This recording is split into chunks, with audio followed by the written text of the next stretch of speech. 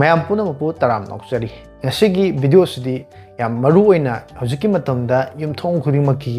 internet connection fibre ꯍꯥꯏꯕ ꯇꯥꯔꯦ ꯑꯁꯤꯒꯨꯝꯕꯁꯦ ꯂꯩꯅꯔꯕ ꯃꯇꯝꯁꯤꯗ ꯃꯔꯨꯑꯣꯏꯅ ꯖꯤꯑꯣ ꯅꯠꯇ꯭ꯔꯒꯅ ꯏꯌꯥꯔꯇꯦꯜꯒꯤ ꯏꯌꯔ ꯐꯥꯏꯕꯔꯅꯆꯤꯡꯕ ꯁꯤꯖꯤꯟꯅꯔꯤꯕꯁꯤꯡꯒꯤꯗꯃꯛꯇꯅꯤ ꯍꯥꯏꯔꯤꯕ ꯚꯤꯗꯤꯑꯣꯁꯤꯗ ꯑꯩꯈꯣꯏꯒꯤ ꯏꯌꯥꯔꯇꯦꯜꯒꯤ ꯏꯌꯔ ꯐꯥꯏꯕꯔ ꯅꯠꯇ꯭ꯔꯒꯅ ꯖꯤꯑꯣꯒꯤ ꯏꯌꯔ ꯐꯥꯏꯕꯔꯁꯤ ꯃꯩ ꯃꯨꯠꯈꯤꯕ ꯃꯇꯝ ꯅꯠꯇ꯭ꯔꯒꯅ ꯏꯂꯦꯛꯇ꯭ꯔꯤꯁꯤꯇꯤꯒꯤ ꯀꯅꯦꯛꯁꯟ ꯐꯪꯗꯕ ꯃꯐꯝꯁꯤꯡꯗ ꯑꯩꯈꯣꯏꯅ ꯃꯩ ꯃꯨꯠꯈꯤꯕꯒꯨꯝꯕ ꯇꯟꯖꯥꯁꯤꯡꯗ ꯃꯥꯒꯤ ꯄꯥꯋꯔꯁꯤ ꯕꯦꯀअप ꯄꯤꯅꯕꯒꯤꯗꯃꯛꯇ ꯑꯇꯣꯞꯄ ꯑꯣꯞꯁꯟ ꯑꯃꯠꯇ ꯂꯩꯇꯕꯁꯦ ꯏꯟꯚꯔꯇꯔ ꯅꯠꯇ꯭ꯔꯒꯅ UPS ꯒꯨꯝꯕ ꯑꯩꯈꯣꯏꯒꯤ ꯂꯩꯕꯁꯤꯡꯒꯤꯗꯃꯛꯇ ꯗꯤ ꯈꯨꯗꯣꯡꯆꯥꯕ ꯂꯩꯔꯒꯁꯨ ꯑꯌꯥꯝꯕꯅ ꯃꯌꯥꯝꯒꯤꯗꯃꯛꯇ ꯄ꯭ꯔꯣꯕ꯭ꯂꯦꯝ ꯑꯣꯏꯔꯤꯕꯁꯤ ꯃꯩ ꯃꯨꯠꯈꯤꯕ ꯃꯇꯝꯗ ꯏꯟꯇꯔꯅꯦꯠꯀꯤ ꯕꯦꯀअꯞꯁꯤ ꯃꯇꯧ ꯀꯔꯝꯅ ꯄꯤꯒꯗꯒꯦꯅ ꯈꯟꯅꯕꯁꯤꯗ ꯉꯁꯤꯒꯤ ꯑꯩꯅ ꯄꯨꯖꯔꯤꯕ ꯚꯤꯗꯤꯑꯣꯁꯤꯗꯩꯁꯤꯗ ꯏꯌꯥꯔꯇꯦꯜ ꯑꯃꯁꯨꯡ ꯖꯤꯑꯣꯒꯤ ꯏꯌꯔ ꯐꯥꯏꯕꯔ ꯁꯤꯖꯤꯟꯅꯕꯁꯤꯡꯒꯤꯗꯃꯛꯇ Oakter mini UPS for Air Fiber ꯍꯥꯏꯁꯦ ꯃꯁꯤꯗ ꯎꯔꯤꯕ ꯗꯤꯚꯥꯏꯁꯁꯤ ꯃꯁꯤꯒꯤ ꯑꯟꯕꯣꯛꯁꯤꯡ ꯑꯃꯁꯨꯡ ꯑꯩꯒꯤ ꯑꯣꯏꯕ ꯑꯦꯛꯁꯄꯤꯔꯤꯌꯦꯟꯁꯀꯤ ꯑꯣꯏꯕ ꯚꯤꯗꯤꯑꯣꯗꯨꯅꯤ ꯃꯔꯝꯗꯤ ꯑꯩꯅ ꯁꯤꯒꯤ ꯃꯦꯆꯤꯟꯁꯦ ꯍꯥꯏꯕ ꯇꯥꯔꯦ ꯃꯁꯤꯒꯤ ꯒꯦꯖꯦꯠꯁꯦ ꯂꯩꯔꯀꯥꯟꯗ ꯑꯩ ꯁꯤꯖꯤꯟꯅꯕ ꯅꯣꯡ ꯅꯤꯅꯤ ꯍꯨꯝꯅꯤꯒꯤ ꯃꯃꯥꯡꯗꯒꯤ ꯁꯤꯖꯤꯟꯅꯕ ꯍꯧꯔꯦ ꯑꯗꯨꯅ ꯍꯥꯏꯔꯤꯕ ꯚꯤꯗꯤꯑꯣꯁꯤꯗꯩꯁꯤꯗ ꯃꯁꯤ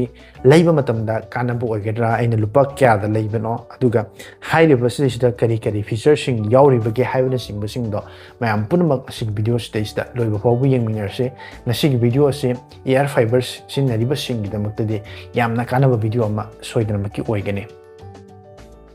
ꯃꯌꯥꯝ ꯕꯣꯛꯁ ꯃꯅꯨꯡꯗ ꯀꯩ ꯌꯥꯎꯔꯛꯀꯦ ꯍꯥꯏꯕꯗꯣ ꯌꯦꯡꯍꯜꯂꯛꯑꯒꯦꯀꯣ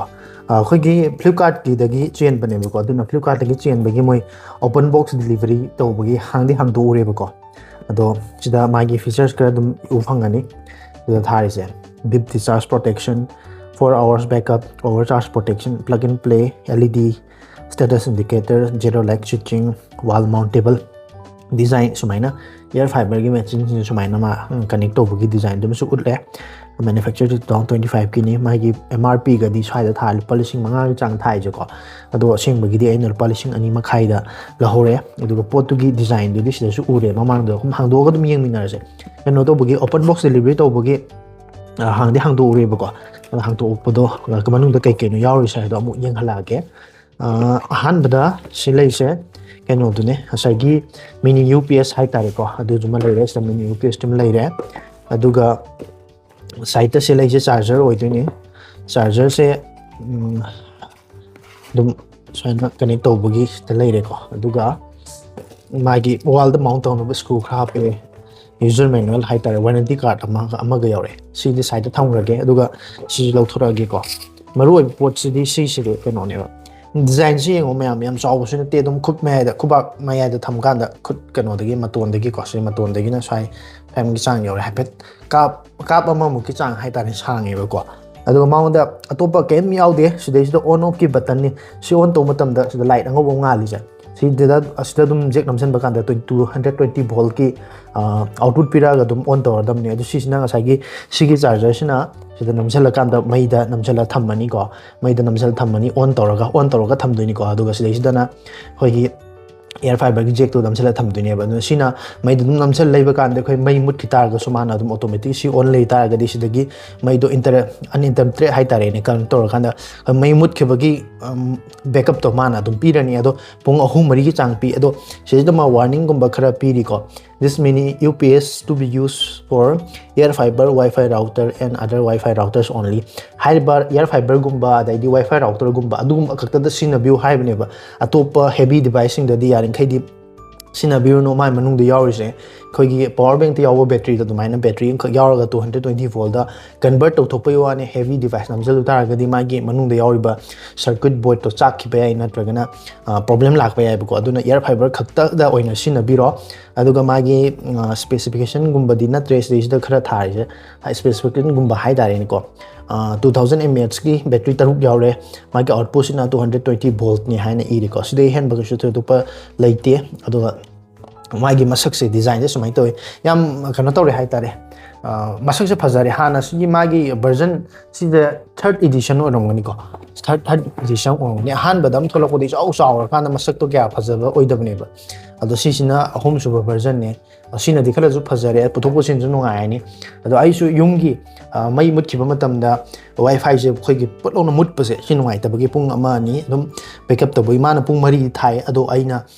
ꯄꯨꯡ ꯀꯌꯥ ꯆꯠꯀꯦ ꯍꯥꯏꯕꯗꯨꯗꯤ ꯌꯦꯡꯉꯒꯦ ꯑꯗꯨꯀꯥꯟꯗ ꯃꯌꯥꯝꯗ ꯑꯃꯨꯛ ꯃꯈꯥ ꯑꯞꯗꯦꯠ ꯄꯤꯔꯛꯑꯒꯦ ꯑꯗꯣ ꯁꯤꯒꯤ ꯁꯤꯟꯅꯕꯒꯤ ꯃꯑꯣꯡꯁꯦ ꯊꯤꯟꯖꯜꯂꯒ ꯀꯃꯥꯏꯅ ꯁꯤꯟꯅꯗꯣꯏꯅꯣ ꯏꯂꯥꯏ ꯂꯥꯏ ꯄ꯭ꯂꯛ ꯑꯦꯟ ꯄ꯭ꯂꯦꯅꯤ ꯑꯗꯣ ꯑꯩ ꯃꯌꯥꯝꯗ ꯑꯃꯨꯛ ꯃꯈꯥꯗꯣ ꯑꯃꯨꯛ ꯁꯤ ꯃꯈꯥꯁꯤꯗ ꯑꯗꯨꯝ ꯑꯩ ꯑꯗꯨꯝ ꯚꯤꯗꯤꯑꯣꯁꯤꯗ ꯎꯠꯂꯛꯑꯒꯦ ꯃꯇꯧ ꯀꯃꯥꯏꯅ ꯁꯤꯟꯅꯗꯣꯏꯅꯣ ꯍꯥꯏꯕꯗꯣ ꯃꯃꯤꯡꯁꯤ ꯈꯪꯖꯟꯕꯤꯍꯧꯔꯣ ꯃꯌꯥꯝꯅ ꯆꯦꯟꯒꯦ ꯍꯥꯏꯇꯥꯔꯒꯁꯨ ꯑꯦꯃꯥꯖꯣꯟꯗꯁꯨ ꯐꯪꯕꯅꯤ ꯐ꯭ꯂꯤꯞꯀꯥꯔꯠꯇꯁꯨ ꯐꯪꯕꯅꯤ ꯑꯣꯛꯇꯔ ꯃꯤꯅꯤ UPS for Airfibre ꯍꯥꯏꯁꯦ ꯁꯨꯃꯥꯏꯅ ꯑꯗꯨꯝ ꯊꯥꯔ ꯊꯤꯀꯥꯟꯗ ꯑꯗꯨꯝ ꯊꯣꯛꯂꯛꯑꯅꯤ ꯁꯤ ꯃꯁꯛꯁꯨ ꯎꯕꯗ ꯃꯌꯥꯝ ꯑꯗꯨꯝ ꯈꯪꯉꯅꯤꯗꯀꯣ ꯑꯗꯣ ꯑꯩ ꯍꯧꯖꯤꯛ ꯀꯃꯥꯏꯅ ꯅꯝꯁꯤꯜꯂꯀꯥꯟꯗ ꯀꯃꯥꯏꯅ ꯑꯣꯟ ꯇꯧꯒꯗꯕꯅꯣ ꯍꯥꯏꯗꯣ ꯑꯃꯨꯛ ꯎꯠꯂꯛꯑꯒꯦ ꯃꯌꯥꯝ ꯁꯦ ꯂꯩꯔꯦ ꯑꯩꯒꯤ ꯑꯦꯌꯔꯇꯦꯜꯒꯤ ꯏꯌꯔꯐꯥꯏꯕꯔꯒꯤ ꯀꯩꯅꯣꯗꯣ ꯔꯥꯎꯇꯔꯗꯣ ꯁꯦ ꯂꯩꯔꯦꯕꯀꯣ ꯑꯦꯌꯔꯇꯦꯜ ꯏꯌꯔꯐꯥꯏꯕꯔꯒꯤꯗꯣ ꯑꯗꯣ ꯑꯩꯅ ꯁꯤꯒꯤ ꯖꯦꯛꯁꯦ ꯁꯠꯇꯣꯛꯑꯒ ꯊꯝꯃꯕꯅꯦꯕ ꯍꯥꯏꯗꯤ ꯃꯌꯥꯝꯅ ꯈꯪꯅꯕ ꯍꯥꯏꯗꯤ ꯀꯃꯥꯏꯅ ꯁꯤꯖꯤꯟꯅꯗꯣꯏꯅꯣ ꯍꯥꯏꯗꯤ ꯏꯂꯥꯏ ꯂꯥꯏꯕꯅꯦ ꯁꯤꯒꯤ ꯖꯦꯛꯁꯦ ꯑꯩꯈꯣꯏꯒꯤ ꯁꯤꯒꯤ ꯃꯥꯒꯤ ꯃꯤꯅꯤ UPS ꯁꯤꯗꯩꯁꯤꯗ ꯁꯤ ꯅꯝꯁꯤꯟꯕꯤꯔꯅꯤ ꯑꯗꯨꯒ ꯁꯤꯒꯤ ꯃꯥꯒꯤ ꯁ꯭ꯋꯤꯠꯆꯁꯦ ꯁꯤ ꯁ꯭ꯋꯤꯠꯆꯁꯦ ꯑꯣꯟ ꯇꯧꯕꯤꯔꯅꯤ ꯁꯤ ꯁ꯭ꯋꯤꯠꯆꯁꯦ ꯑꯩ ꯍꯧꯖꯤꯛ ꯁꯤꯒꯤ ꯖꯦꯛꯁꯦ ꯑꯇꯣꯞꯄ ꯏꯂꯦꯛꯇ꯭ꯔꯤꯛ ꯋꯥꯌꯔꯒꯤ ꯁꯤꯒꯤ ꯁꯔꯀ꯭ꯌꯨꯠꯁꯤꯗ ꯑꯩ ꯑꯃꯐꯥꯎ ꯀꯅꯦꯛ ꯇꯧꯗ꯭ꯔꯤꯀꯣ ꯀꯩꯝꯇ ꯀꯅꯦꯛ ꯇꯧꯗ꯭ꯔꯤꯀꯣ ꯍꯧꯖꯤꯛ ꯁꯨꯝꯅꯒꯤ ꯕꯦꯇ꯭ꯔꯤꯁꯤ ꯈꯛꯇꯅꯦ ꯅꯝꯁꯤꯜꯂꯤꯁꯦ ꯑꯗꯣ ꯑꯩ ꯁꯤꯗ ꯑꯣꯟ ꯇꯧꯕ ꯃꯇꯝꯗ ꯁꯤ light ꯉꯥꯜꯂꯦꯀꯣ sida light ngale ado sida airfibre su ngale ko airfibre se mai changabane ba mana backup se battery du dagi on tawraga sinarabane ba duga khoina kamaina electric tagi charge tawgani hairaga na sigi magi normal jack sida khoi sida na magi charger se namjan birani aduga sigi charger sina mai da electric ki socket amada smaina namjan bira thammani adoi tardi sida light ngale ko sisina sida charge tawre aduga sisina mu power sida pire mai mut sidagi mai mut kiba matamda sisina maunta power pire kanda mai mut ki matamda pung ani ahum pung mari hai company na haibda pung mari se backup pi duine ko aduna pung mari se mai mut ki targa so khoi wifi gi mai du di mutramina khoi phone na connect tawraga wifi dum sina biani maru oina khoi yum daga thabak tawba work from home gumba tawbada mai muthok ki targadi thabak to emergency khoi meeting gumba tawringa daga yam pharak taidana ko adugi damakta khallaga aina ai sina mai damakta leibane adu masi yam kanaba amasu oire haitare aduga mamansu yam tangbadi oire aduga khoi manipur da yam maru oina mai ngaita mutkan bagi problems yam leidana ko aduna masi ama thamjan masi yam kanaba oirani sida magi charger duna sida UPS sida charge tawre aduga UPS na on adum thambiradamne on thamiba sina asagi sigi output sidagi 220 volt sina Airfibre gi router je sida mai piraga sise ma adum auto backup tawta mai hack mut khibna ma adum makha ta na continue thamani haitare adum mayam sigi video sida ko nungai ba masak am phajaba do bluetooth speaker amasu ai sigi video su pura la ani am thuna aduna mayam subscribe tawduba mayam subscribe tawsin biramo sigi video su am thun thakacharage aduna sigi UPS sigi link nabgi link tu su ai sigi video gi description da natraga na video sida itek soidana maki tawjara amage masigi video sida mayam na soidana maki ubiram lagani hairiba sigi box sigi manungda kari polam sing yauram bagi aduga masi mato karam na sinabagi happy sigi matangda masigi device asina koigi power backup samna haikanda mobile gi power bank kumna mai mutkiba matamda masidagi power supply 220 volt AC current oina generate tawrakanda Airfibre gi machine natragana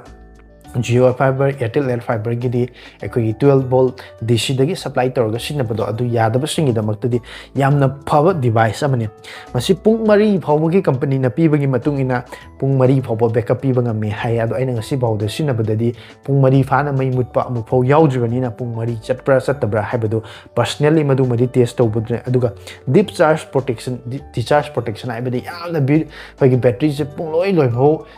battery se dead oi phaw chang da sina tawbada dagi su control tawna bagi damakta magi manung da protection yaujare aduga overcharge taw haidana charge thallaga so dom charger se namjan leibada magi battery da overcharge tawgi problem le kada su da protection pire aduga dum ai koi dum on dum tawbaga ta plug and play ni ko aduga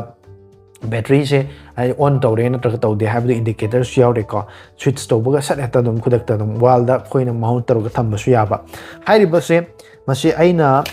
handaki chatriba hoji su dum loidri freedom cell Flipkart tagi leijabani duga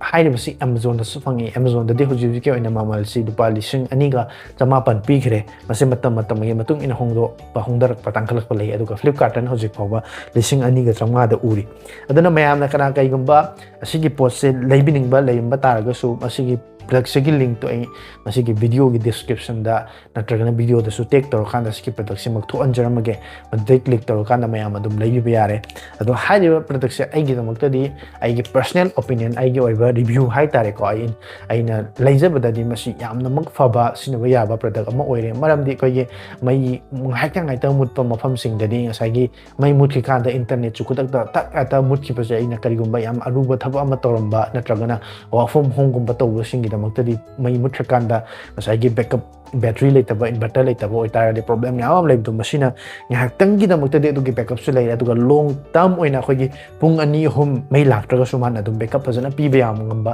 device ꯑꯣꯏꯕꯅꯤꯅ ꯃꯁꯤ ꯑꯩꯈꯣꯏꯅ ꯂꯩꯕ ꯃꯇꯝꯗ ꯌꯥꯝ ꯀꯥꯟꯅꯕ device ꯑꯃ ꯁꯣꯏꯗꯅꯃꯛꯀꯤ ꯑꯣꯏꯒꯅꯤꯅ ꯈꯟꯖꯩ ꯃꯁꯤꯅꯤ ꯉꯁꯤꯒꯤ ꯖꯤꯑꯣ ꯑꯦꯌꯔꯐꯥꯏꯕꯔ ꯅꯠꯇ꯭ꯔꯒꯅ ꯑꯦꯌꯔꯇꯦꯜ ꯑꯦꯌꯔꯐꯥꯏꯕꯔꯒꯤ ꯃꯇꯥꯡꯗ ꯌꯥꯝꯅ ꯀꯥꯟꯅꯕ ꯗꯤꯚꯥꯏꯁ ꯑꯃꯈꯛꯀꯤ ꯑꯟꯕꯣꯛꯁꯤꯡ ꯑꯃꯁꯨꯡ ꯑꯩꯒꯤ ꯑꯣꯏꯕ ꯔꯤꯚ꯭ꯌꯨꯒꯤ ꯚꯤꯗꯤꯑꯣꯗꯣ ꯇꯨꯡꯗꯁꯨ ꯁꯤꯒꯨꯝꯂꯕ ꯚꯤꯗꯤꯑꯣ ꯀꯌꯥ ꯅꯨꯡꯉꯥꯏꯔꯕ ꯚꯤꯗꯤꯑꯣ ꯀꯌꯥ ꯌꯦꯡꯕꯤꯅꯕꯒꯤꯗꯃꯛꯇ ꯁꯕꯁꯀ꯭ꯔꯥꯏꯕ ꯇꯧꯗ꯭ꯔꯤꯕꯁꯤꯡ ꯁꯕꯁꯀ꯭ꯔꯥꯏꯕ ꯇꯧꯁꯤꯟꯕꯤꯔꯝꯃꯣ ꯑꯗꯨꯒ ꯆꯦꯅꯦꯜ ꯑꯁꯤꯕꯨ ꯐꯣꯂꯣ ꯇꯧꯁꯤꯜꯂꯒ ꯊꯝꯕꯤꯕ ꯇꯥꯔꯒꯗꯤ ꯇꯨꯡꯗꯁꯨ ꯑꯅꯧꯕ ꯚꯤꯗꯤꯑꯣ ꯀꯌꯥ ꯊꯥꯒꯠꯂꯛꯄ ꯃꯇꯝꯗ ꯍꯦꯛ ꯊꯥꯒꯠꯂꯛꯄꯒ ꯎꯕ ꯐꯪꯅꯕꯒꯤꯗꯃꯛꯇ ꯃꯁꯤꯒꯤ ꯑꯣꯏꯅꯗꯤ ꯃꯌꯥꯝ ꯄꯨꯝꯅꯃꯛꯇꯒꯤ ꯀꯥꯏꯅꯕꯒꯤ ꯌꯥꯊꯪ ꯑꯗꯨ ꯅꯤꯖꯔꯤ ꯇꯨꯡꯗ ꯅꯨꯡꯉꯥꯏꯔꯕ ꯚꯤꯗꯤꯑꯣ ꯑꯃꯗ ꯑꯃꯨꯛ ꯊꯦꯡꯅꯔꯁꯤ